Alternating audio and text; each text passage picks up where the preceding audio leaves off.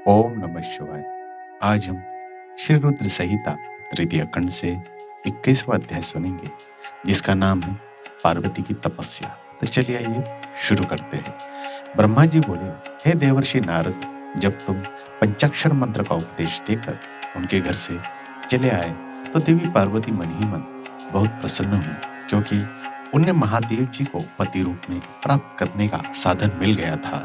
वे जान गई थी कि त्रिलोकीनाथ भगवान शिव को सिर्फ उनकी तपस्या करके ही जीता जा सकता है। तब मन ही मन तपस्या करने का निश्चय करके पार्वती अपने पिता हिमराज और माता मैना से बोली कि मैं शिव जी की तपस्या करना चाहती हूँ। तब के द्वारा ही मेरे शरीर, स्वरूप, जन्म एवं वंश आदि की कृतकृत्यता होगी। इसलिए अब मुझे तप करने की आज्ञा प्रदान करे। उनकी तप करने की बात सुनकर पिता हिमालय ने सहर्ष आज्ञा प्रदान कर दी, परंतु माता मैना ने उन्हें घर से दूर वनों में जाकर तपस्या करने से रोका। पार्वती को रोकते हुए मैना के मुंह से उमा शब्द निकले। तभी से उनका नाम उमा हो गया। पार्वती के हट के सामने मैना कुछ न कर सकी। तब खुशी से उन्होंने पार्वती को तपस्या करने की आज्ञा प्रदान कर दी। तत्पश्चात माता पिता की आज्ञा पाकर देवी पार्वती खुशी से मन में शिव का स्मरण करते हुए अपनी सखियों को साथ लेकर तपस्या करने के लिए चली गई।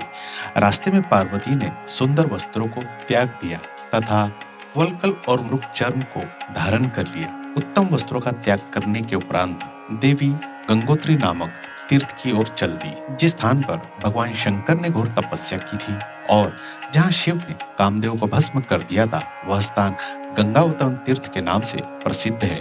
वहीं पर देवी पार्वती ने तप करने का निश्चय किया। गौरी की यहाँ तपस्या करने से ही यह पर्वत गौरी शिखर के नाम से प्रसिद्ध हुआ। उस स्थान पर पार्वती ने अनेक फलों व वृक्ष लगाए। तत्पश्चात पृथ्वी को शुद्ध करके वेदी बनाकर अपनी इंद्रियों को वश में करके मन को एकाग्र कर कठिन तपस्या करनी आरंभ कर दी। ऐसी तपस्या ऋषि मुनियों के लिए भी दुष्कर थी।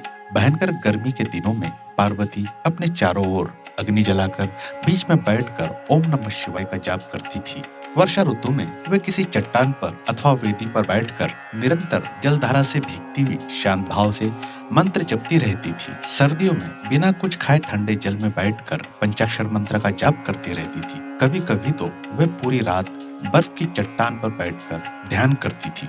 सब कुछ भुलाकर वे भगवान शिव के ध्यान में मग्न होकर उनका ध्यान करती रहती थी।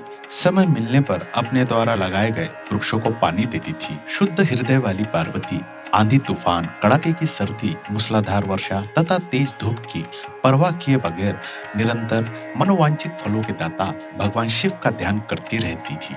उन पर अनेक प्रकार के कष्ट आए, परंतु उनका मन शिव के चरणों में ही लगा रहा।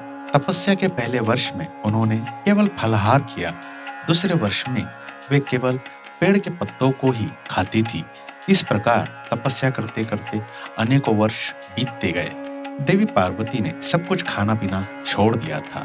अब वे केवल निराहार रहकर ही शिव की आराधना करती थी। तब भोजन हेतु पूर्ण का भी त्याग कर देने के कारण देवताओं ने उन्हें अपर्णा नाम दिया। तत्पश्चात देवी पार्वती एक पैर पर खड़ी होकर ओम नमः शिवाय का जाप करने लगी।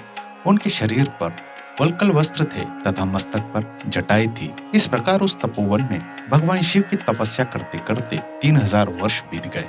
3000 वर्ष बीत जाने पर देवी पार्वती को चिंता सताने लगी। वे सोचने लगी कि क्या इस समय महादेव जी यह नहीं जानते कि मैं उनके लिए तपस्या कर रही हूँ? फिर क्या कारण है कि वे मेरे पास अभी तक नहीं आए? वेदों की महिमा तो यही कहती है कि भगवान शंकर सर्वज्ञ, सर्वात्मा, सब कुछ जानने वाले, सभी ऐश्वर्य को प्रदान करने वाले, सबके मन की बातों को सुनने वाले, मनोवांछित वस्तु प्रदान करने वाले तथा समस्त दुखों को दूर करने वाले हैं। तब क्यों वे अपनी कृपा दृष्टि से मुझ दिन को कृतार्थ नहीं करते?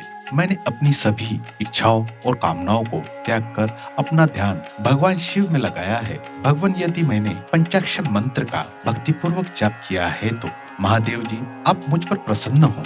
इस प्रकार हर समय पार्वती शिव के चरणों के ध्यान में ही मग्न रहती थी। जगदम्बा माँ का साक्षात अवतार देवी पार्वती की वह तपस्या परम आश्चर्यजनक थी। उनकी तपस्या सभी को मुग्ध कर देने वाली थी। उनके तप की महिमा के फलस्वरूप प्राणी और जानवर उनके ध्यान में बाधा नहीं बनते थे। उनकी तपस्या के परिणाम स्वरूप वहां का वातावरण बड़ा मनोहर हो गया था। वृक्ष सदा फलों से लदे रहते थे। विभिन्न प्रकार के सुंदर सुगंधित फूल हर समय वहां खिले रहते थे। वह स्थान कैलाश पर्वत की सी शोभा पा रहा था तथा पार्वती की तपस्या की सिद्धि का साकार रूप बन गया था। और इसी के साथ श्री रुद्र संहिता तृतीय खंड 21वां अध्याय समाप्त होता है। इसके अगले एपिसोड में हम 22वां अध्याय सुनेंगे, जिसका नाम होगा देवताओं का शिव जी के पास जाना।